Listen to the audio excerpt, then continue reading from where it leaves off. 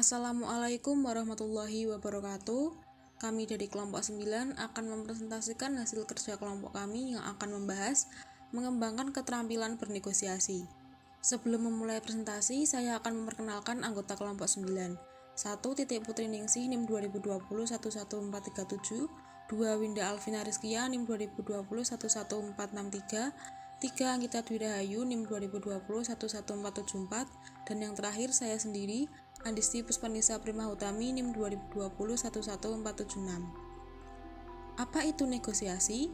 Negosiasi adalah sebuah proses usaha untuk menemukan kesepakatan di antara kedua belah pihak atau lebih yang memiliki perbedaan pandangan atau harapan tentang masalah tertentu. Alasan bernegosiasi adalah untuk mendapatkan sebuah keuntungan atau menghindarkan kerugian atau memecahkan problem yang lain.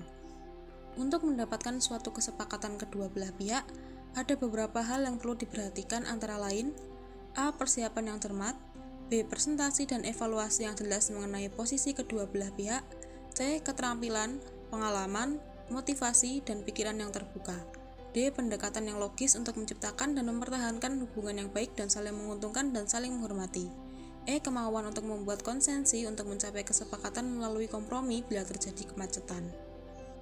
Karakteristik utama negosiasi: 1. Senantiasa melibatkan orang baik sebagai individual, perwakilan organisasi atau perusahaan, sendiri atau dalam kelompok.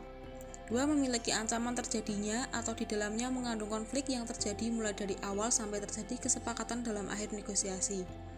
3. Menggunakan cara-cara pertukaran sesuatu, baik berupa tawar-menawar atau bargain maupun tukar-menukar atau barter. 4. Hampir selalu berbentuk tatap muka yang menggunakan bahasa lisan, gerak tubuh maupun ekspresi wajah. 5. Negosiasi biasanya menyangkut hal-hal di masa depan atau sesuatu yang belum terjadi dan kita inginkan terjadi. 6. Ujung dari negosiasi adalah adanya kesepakatan yang diambil oleh kedua belah pihak, meskipun kesepakatan itu misalnya kedua belah pihak sepakat untuk tidak sepakat. Siapa yang melakukan negosiasi? Kita semua pada dasarnya adalah seorang negosiator. Negosiasi dilakukan oleh semua manusia yang berinteraksi dengan manusia lainnya. Mulai dari anak kecil sampai orang tua, semua lapisan dari kalangan sosial terbawah sampai dengan kaum elit di kalangan atas. Negosiasi dilakukan mulai dari rumah, sekolah, kantor, dan semua aspek kehidupan kita. Kita bernegosiasi dengan siapa saja, mulai dari istri atau suami, anak, orang tua, bos kita, teman, dan relasi bisnis. Dan kegiatan negosiasi kita lakukan setiap saat dan setiap hari. Dalam konteks organisasi, negosiasi dapat terjadi apabila 1. Antara dua orang. Misalnya pada saat manajer dan bawahannya memutuskan tanggal penyelesaian proyek yang harus diselesaikan oleh bawahan. 2. Di dalam kelompok. Misalnya untuk mengambil keputusan kelompok atas suatu kasus. 3. Antar kelompok. Misalnya bagian pembelian dengan pemasok dalam kesepakatan harga, kualitas, atau tanggal penyerahan barang. Bagaimana cara bernegosiasi? Negosiasi terjadi ketika kita melihat bahwa orang lain memiliki atau menguasai sesuatu yang kita inginkan. Agar negosiasi dapat terjadi dengan sukses, kita harus bersiap untuk memberikan atau merelakan sesuatu yang bernilai yang dapat kita tukar dengan sesuatu yang kita inginkan tersebut. Langkah-langkah dan tahapan bernegosiasi. A. Langkah-langkah bernegosiasi. 1. Memahami ragam negosiasi. 2. Mempersiapkan diri. 3. Sampaikan masalah yang terjadi. 4. Sampaikan usulan. 5. Mulai menawar. 6. Berbicara dengan jelas dan terbuka. 7. Mendengarkan. 8. Meminta istirahat jika diperlukan. 9. Mencapai kata sepakat. B. Tahapan dalam mengawali sebuah negosiasi. 1. Jangan memegang apapun di tangan kanan dan ketika memasuki ruangan negosiasi.